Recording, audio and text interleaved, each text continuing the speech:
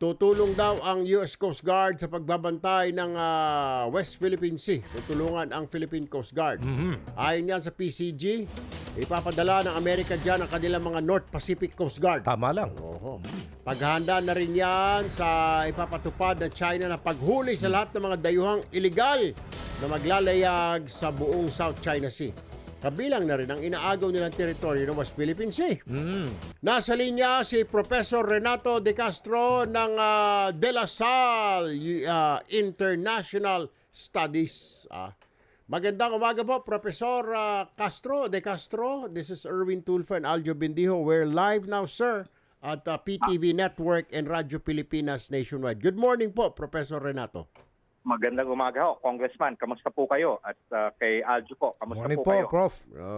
Prof, ito lang ho, do you think this is a good idea na actually ang Philippine Coast Guard humingi ng tulong sa US Coast Guard at ganoon din sa Japan Coast Guard na tulungan na bantayan kasi talagang binubuli tayo, mga gamit natin maliliit, mga barko at kukonti sila marami. Do you think this will be effective? Ano ang magiging effect nito in the long run after several months? What is your assessment, Professor Well, ang De Castro? assessment ko rito is we're sending a message to China na malaki kayo, makapangyarihan kayo, Yes. pero hindi kami nag-iisa. Ayun. Oho. Well, magkakaroon ng tension, expected ho yan, no? Talagang magkakaroon ng possibly confrontation. Pero ugatin ho natin, bakit ho ba nagkakaroon ng tension? Nagkakaroon ho ng tension kasi yung pananakop po talaga ng China. Lagi ho yan, lagi tayong sinisisi ng China.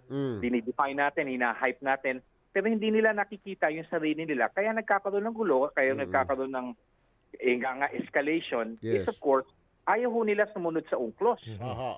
Kasi very clear naman ho UNCLOS. Ang China o signatory ng UNCLOS. Sabi nga ho ni Presidente no, sa Shangri-La Dialogue, UNCLOS provides ho kung ano yung pwede niyong tawag yung territorial waters at of course yung tinatawag natin in maritime entitlement. Well-defined sa UNCLOS. Ang China ho, signatory siya, pero blatantly binabiolate niya ho yan. Ang UNCLOS. Kaya nagkakaroon ho ng gulo. Ini-insist pa niya na yung 9-dash line niya na sinabi nga ng ating presidente is based on imagination. Kaya unahan ko na ho, madami ho sa ating mga kababayan, lalo na ho yung mga mahihilig ho sa pandesal. Yan ho sa Kamuning. Na sisisihin na naman tayo, ang China, sisisihin na naman tayo. Kayong nagkukos, nag-hype kasi nagdadala kayo ng mga external actors. Prof, makasingit lamang. Itong mga ganitong action ng China na fishing ban, pati itong huhulihin, yung mga papasok sa kanilang teritoryo, bagamat yung West Philippine Sea, inaangkin na rin. Do you think this will be enough reason na pwede na nating idulog sa actually United Nations General Assembly through the Department of Foreign Affairs para mapag-usapan ito ng UNGA kasi National Security Council hindi obra dahil member din sila doon, China. Kaalyado pa nila ngayon yung chairman, yung Russia. So, do you think this will be better pag sa United Nations General Assembly na natin ilalapit, Professor? Pwede yung erase yan kung sino man ho ang padadala natin ngayon sa General Assembly, sa United Nations General Assembly meeting ho ngayong September. Pwede yung ilabas yan, pwedeng tapos aside from raising it, titignan rin ho natin yung possibility na magkaroon ng non-binding resolution.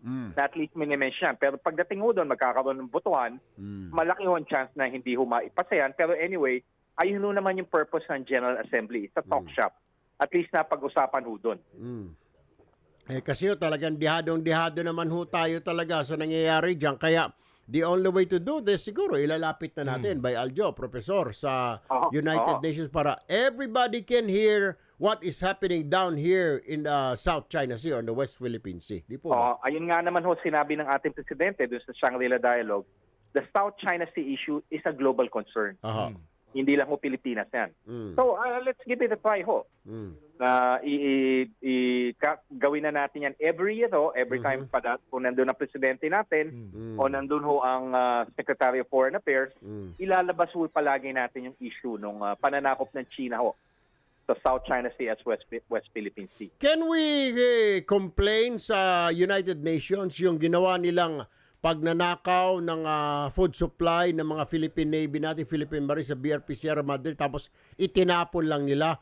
Pwede ba nating i-charge sila o ireklamo ng violation ng ikang human rights dahil pagkain po yung pinakialaman nila, Professor De Castro? What do you think? Medyo mahirap po yan, pero pwede ho natin yan ituon ho, lalo na sa ating mga alyado. Opo.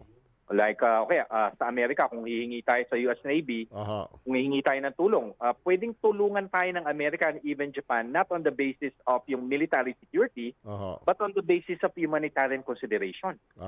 Okay. Alright. Pwede ho natin ilapit yan sa US Indo-PACOM, sabihin natin, nagkukondak, hindi lang blockade ang kinukondak ng mga Chino, kundi siege. Hindi ho nila pinapapasok ang mga pagkain, magugutom ho ating mga kasandaluan. Kaya kailangan natin ng isang humanitarian operation. Ayun ho, pwede natin padalabasin. Hindi naman natin ini-invoke yung Mutual Defense Treaty kasi hindi naman to arm attack. But merong elements ho na talagang dinideprive mo yung mga individual ng kanilang food supply. So they're generating a humanitarian crisis. So ayun, pwede ho nating ituon ho, ilapit ho natin, lalo na papasok ho ang US Coast Guard and even yung Japanese Coast Guard po yata. Yes, sir. So ang magiging mission ho nila, hindi lang ho law enforcement, kundi humanitarian mission. Okay. Magdala ho ng pagkain sa mga kasundaluhan ho natin sa BRP Sierra Madre. Alright. Professor Renato De Castro de la Salle, International Studies. Maraming salamat po, Prof. Magandang umaga. Good morning to you. Magandang umaga rin ho, Kong, at magandang umaga rin ka, Aljo po. Okay. Ang inaantay ko na lang dito, June 15 daw talaga, Kong. Ano yun? Manghuhuli na sila. Kailangan. Dan nakaporma na dyan. Dapat yung Japan at saka US Coast Guard. US Coast Guard. At saka, padala na rin natin ang Philippine Navy.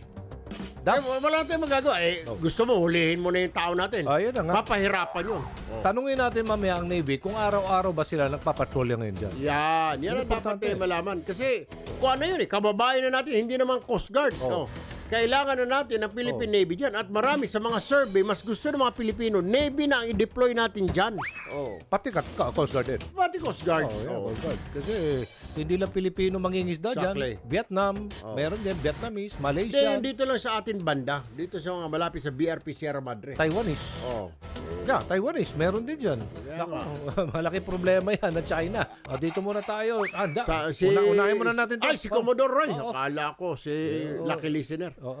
Commodore Roy Trinidad ng Philippine Navy. Magandang umaga po, Commodore Trinidad. This is Erwin Tulfo and Aljo Bendio. We're live, sir, at PTV Network and Radyo Pilipinas. Good morning po sa inyo, Commodore.